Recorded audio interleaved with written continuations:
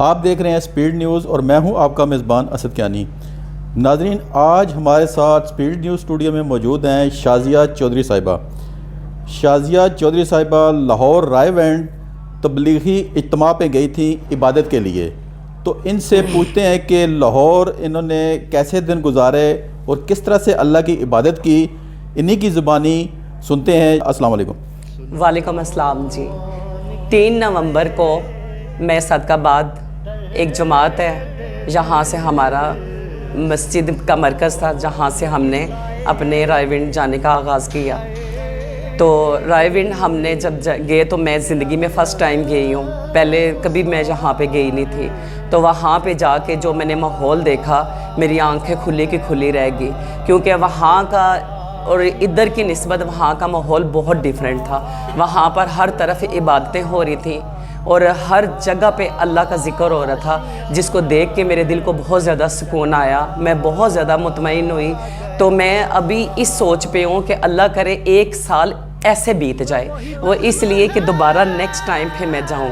اور میں وہاں پہ جتنی میرے دل کی حسرتیں تھیں، جتنی میری خواہشیں تھیں، میں نے اپنے دل کھول کے اپنی ریجیں اتار کے میں نے باتیں کی ہیں، رات کو اٹھ کے میں نے باتیں کی ہیں۔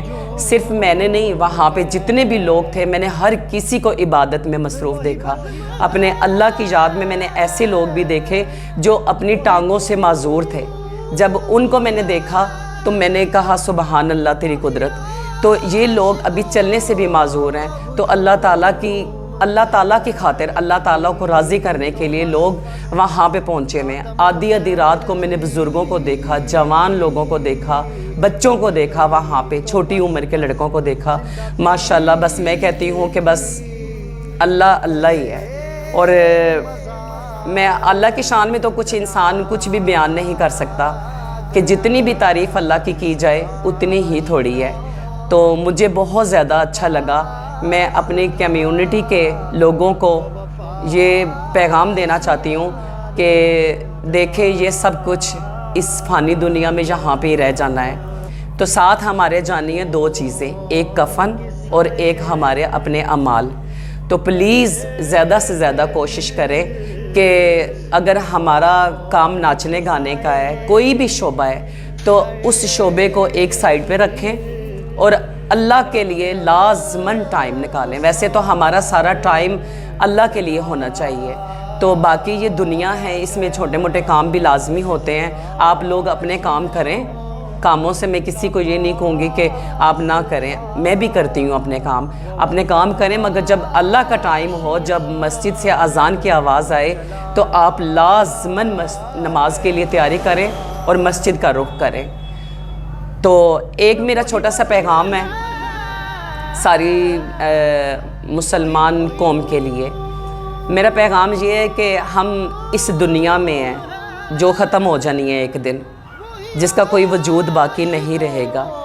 تو اس دنیا میں ہم اپنے جینے کے لیے، اپنی آسائش و آرام کے لیے ہم بہت زیادہ کچھ پیسے جوڑتے ہیں، اپنے محل نما گھر تیار کرتے ہیں، اپنے تجوریاں بھرتے ہیں، چاہے وہ سونے سے ہوں چاہے وہ پیسے سے ہوں۔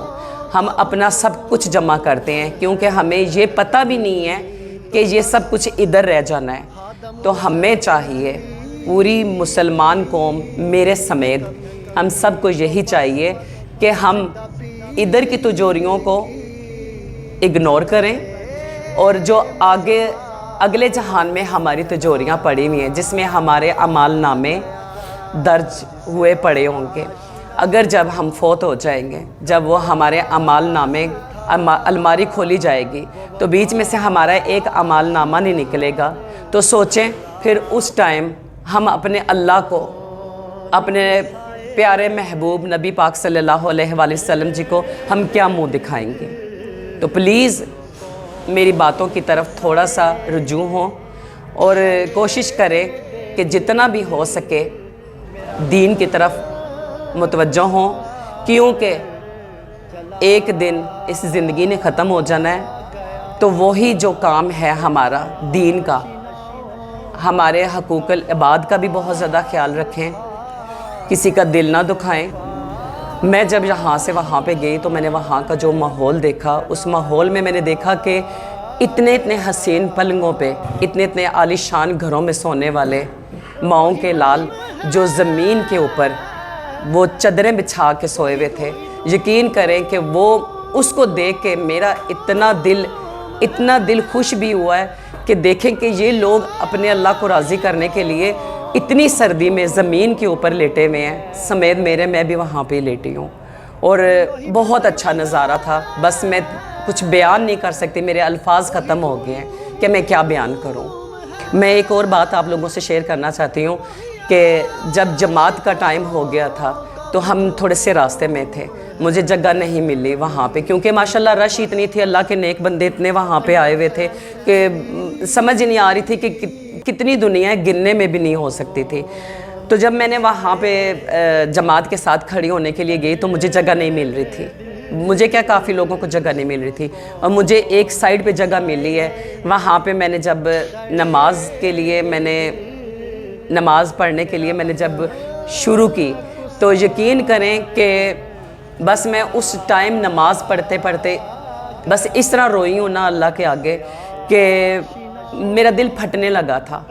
اور اس چیز سے خوشی سے پھٹنے لگا تھا، دکھ سے نہیں، کہ میں اپنے آپ کی اتنی کیئر کرتی ہوں، اپنے آپ کو اتنا صاف ستھرا رکھتی ہوں، اپنے آپ کو ہر طریقے سے.